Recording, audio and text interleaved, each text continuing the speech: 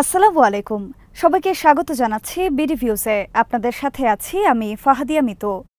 ভারতের প্রধানমন্ত্রী নরেন্দ্র মোদী সম্ভবত তার শেষ মেয়াদের যাত্রা শুরু করলেন। পরিস্থিতি বিবেচনায় এটা ধরেই নেওয়া যায় যে এই দফায় বেশ ছাড় দিয়ে পথ চলতে হবে তাকে। অন্তত ভারত ও পশ্চিমা গণমাধ্যমগুলোর সংবাদ পরিবেশনা থেকে তেমনটাই মনে করা হয়। তবে বাস্তবতা কিন্তু মোটেও তেমনটি নয়। যদিও এবারের লোকসভা নির্বাচনের ফলাফল ভারতের গণতন্ত্রের পক্ষে আশাবাদ তৈরি করেছে। ভারতের খ্যাতিমান লেখক ও সাংবাদিক সলিল ত্রিপাঠীর বিশ্লেষণের ভিত্তিতে বিস্তারিত থাকছে তামান্না মিনহাজের প্রতিবেদনে।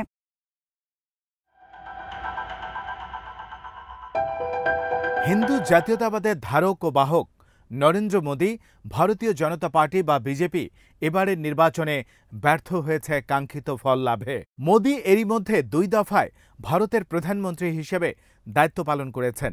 এবার বিজেপি জোটের পুরো প্রচার কেন্দ্রেই ছিলেন ব্যক্তি মোদী। তার দলের একটি নির্বাচনী স্লোগান ছিল মোদী গ্যারান্টি দিচ্ছেন, অর্থাৎ নির্বাচনে তিনি যা কিছু প্রতিশ্রুতি দিয়েছেন সেগুলো বাস্তবায়নে ব্যক্তিগতভাবে তিনি নিজে নিশ্চয়তা দিচ্ছেন। এখন সেই মোদী সরকার গঠন করছেন, তবে তার নিজস্ব শর্তে নয়।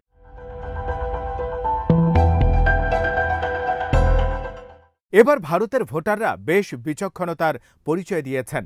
সন্ত্রাসের দোহাই দিয়ে 2016 সালে অর্থনীতিতে বেশ কিছু সংস্কার করে সরকার। অবৈধ লেনদেন রোধ করার কথা বলে এবারের নির্বাচনের আগেও সরকার ব্যক্তি বিশেষের ব্যাংক হিসেব ফ্রিজ করে দেওয়ার মতো বেশ কিছু ব্যবস্থা নিয়েছে। তবে ভোটাররা মনে করছেন সরকারের এসব ব্যবস্থার মূল কারণ ছিল বিরোধীদের অর্থের প্রবাহ বন্ধ করে দেয়া।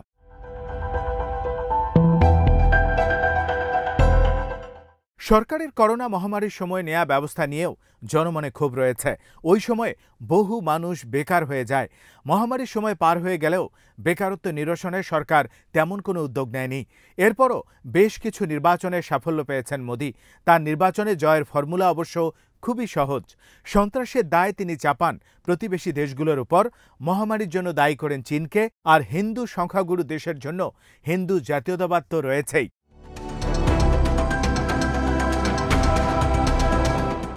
বাবরি মসজিদের জায়গায় যে রাম মন্দির নির্মাণ করা হলো তার দেখভাল প্রধানমন্ত্রী নিজে করেছেন। 1992 সালে হিন্দু উগ্রবাদীরা মসজিদটি ভেঙে দেয়, যেখানে মন্দির নির্মাণের অনুমতি 2019 সালে সুপ্রিম কোর্টের এক সিদ্ধান্তে দেওয়া হয়। এবছর গোড়ার দিকে এই মন্দির আংশিকভাবে খুলে দেন মোদী। ওই সময় ধারণা করা হচ্ছিল পুরো ভারত হিন্দুত্ববাদের নেশায় উচ্ছ্বাসিত হয়ে উঠছে। গণমাধ্যমগুলোতে সেভাবেই প্রচার করা হয়।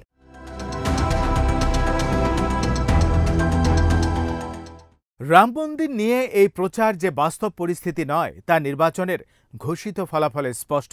অযোধ্যার যে আসনে রাম মন্দিরের অবস্থান সেই ফৈজাবাদেও হেরে গেছে মোদীর দল। এর আগের নির্বাচনের তুলনায় তাদের ভোট পাওয়ার হারও কমে গেছে, যাকে নিয়ে গত 15 বছর ধরে মোদী নানাভাবে সমালোচনা ও কৌতুক করে আসছেন। সেই রাহুল গান্ধী এবার রেকর্ড গড়া ভোটের ব্যবধানে জিতেছেন।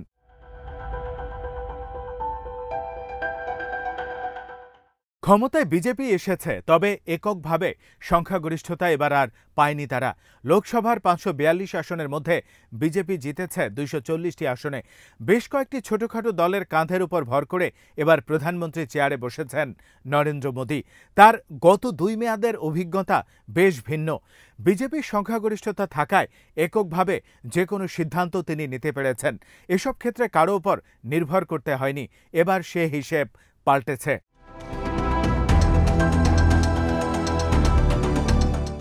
গত 10টি বছর মোদীর বিজয় রথ যত মসৃণভাবেই চলুক না কেন, গণতন্ত্র ও মানবাধিকার প্রেমী সাধারণ ভারতীয়দের জন্য সময়টি ছিল ভয়াবহ। বিচার ছাড়াই হাজার হাজার ভিন্ন মতাবলম্বী ভারতীয় এখন বিভিন্ন কারাগারে পড়ছেন। বহু মানুষই এখন বিচারহীনতার এই সংস্কৃতির কারণে মুখ বন্ধ রাখাকেই শ্রেয় মনে করছেন।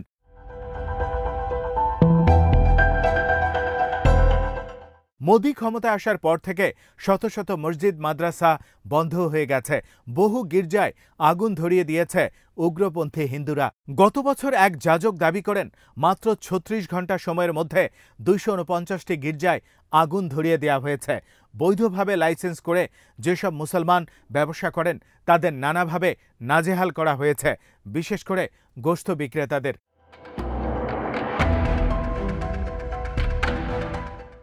গত 10 বছরে বহু মুসলমানের মৃত্যুর খবর আমরা পেয়েছি, যাদের বিরুদ্ধে অভিযোগ ছিল তারা গরুর মাংস বহন করেছেন। কিছু কিছু শহরে হিন্দুত্বের উৎসবের সময়ে গরুর মাংস কেনা, বহন করা ও খাওয়া ঘোষণা দিয়ে নিষিদ্ধ করা হয়। মুসলমানদের জমি কেনাবেচায় প্রতিবন্ধকতা সৃষ্টি করা হচ্ছে, এমনকি চাকরির ইন্টারভিউতেও তাদের ডাকা হয় না। মুসলমানদের কাছে বাড়ি ভাড়া দেওয়া হয় না। এর মধ্যেই বৈষম্যমূলক নাগরিকত্ব সংশোধন আইন জারি করে মোদির প্রশাসন।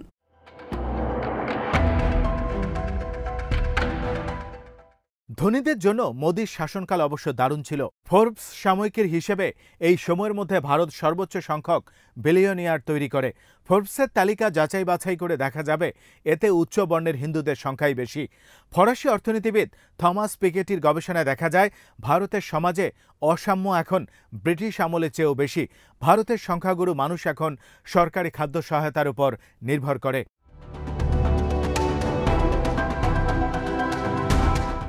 বর্তমানে ভারতের সবচেয়ে বড় সমস্যা বেকারত্ব। তরুণ বেকারদের গত 1 দশকে মোদি যা শিখিয়েছেন তা হল ঘৃণা।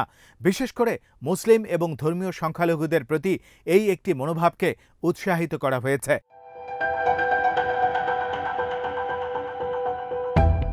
এমন একটি দম বন্ধ করা পরিবেশের মধ্য থেকে রায় দিয়েছে গরিব মানুষ।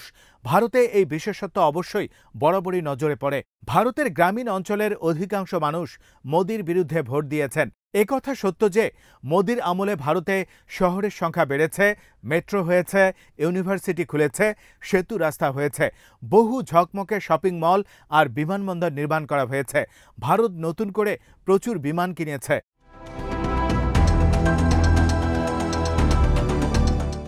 সড়ক হয়েছে, কিন্তু সেখানে নিরাপত্তা নেই। যে সড়কে চলতে টোল দিতে হয়। ঝকমকে শপিং মল মাথা তুলে দাঁড়িয়েছে, কিন্তু নিরবিচ্ছিন্ন বিদ্যুতের নিশ্চয়তা নেই। ধান চাষ বন্ধ করে উইন্ডমিল বসানো হয়েছে। যে কৃষক শহরে বাস করে না তার কাছে মেট্রো অর্থহীন। টোল পরিশোধ করে সেতু পার হওয়ার সাধ্যই বা তাদের কোথায়? কাজেই গরিব কৃষকরা তাকে ভোট দিয়েছে, যার কাছে তারা জ্বালানি তেল, রাস্তা আর পানির নিশ্চয়তা পেয়েছে। তারা ন্যায় বিচার চায়। বিরোধী দল মানুষের এই চাওয়াকেই মূল হাতিয়ার করে ভোটে লড়েছে, ফল পেয়েছে হাতে নাতে। পুরোপুরি জয় তারা পায়নি, তবে তাদের এভাবে পরাজয়ও যেন জয়ের স্বাদ দিয়েছে।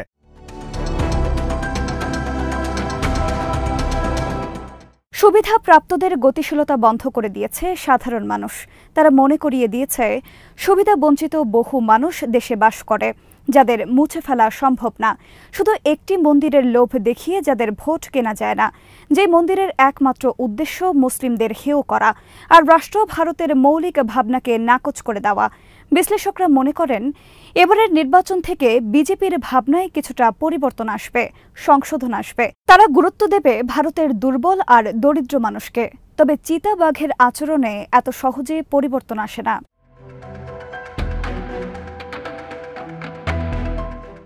অনেকেরই ধারণা তৃতীয় মেয়াদে মোদি হবেন ভিন্ন এক শাসক।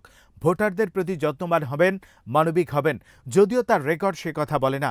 2001 সালে গুজরাটের মুখ্যমন্ত্রী নির্বাচিত হন মোদি। এরপর থেকে দফায় দফায় রাজ্য এবং জাতীয় নির্বাচনে জয় পেতে থাকেন এককভাবে, অন্য কারো সহযোগিতা ছাড়াই। যে কারণে তার মধ্যে এই দম্ভ তৈরি হতেই পারে যে কাউকে তার প্রয়োজন নেই।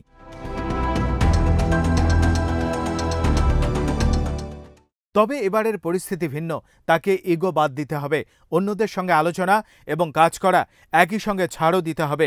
যারা তাকে এবং তার ধরন সম্পর্কে জানেন, মোদি এবার পাল্টাবেন এমন ধারণা কতটা হাস্যকর।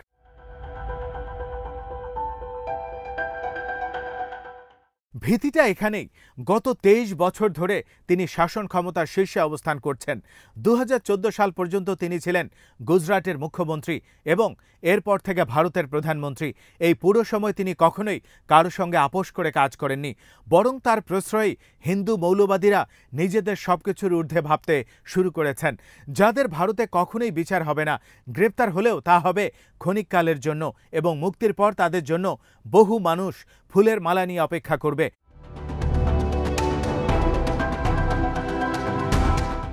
বর্তমান পরিস্থিতিতে একথা নিশ্চিতভাবেই বলা যায়, প্রধানমন্ত্রী হিসেবে এটাই মোদির শেষ মেয়াদ।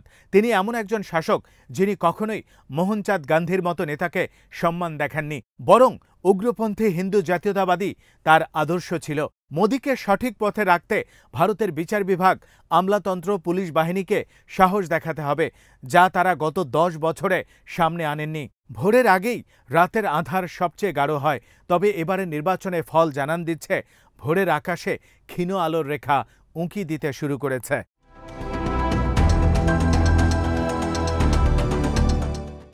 আজ এখানেই শেষ করছে। সবাই ভালো থাকুন, সুস্থ থাকুন আর দেখতে থাকুন বিডি ভিউজ। চ্যানেলটি ভালো লাগলে সাবস্ক্রাইব করুন, সংযুক্ত থাকুন আমাদের ফেসবুক পেজে। আল্লাহ হাফেজ।